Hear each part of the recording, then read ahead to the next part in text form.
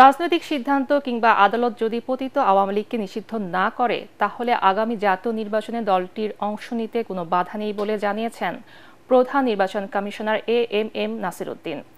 ত্রয়োদশ জাতীয় সংসদ নির্বাচন নিয়ে সকালে চট্টগ্রামে মতবিনিময় সভায় তিনি একথা বলেন। এছাড়া ভোটার তালিকা হালনাগাদ নিয়েও বিভিন্ন দিক নির্দেশনা দেন সিইসি।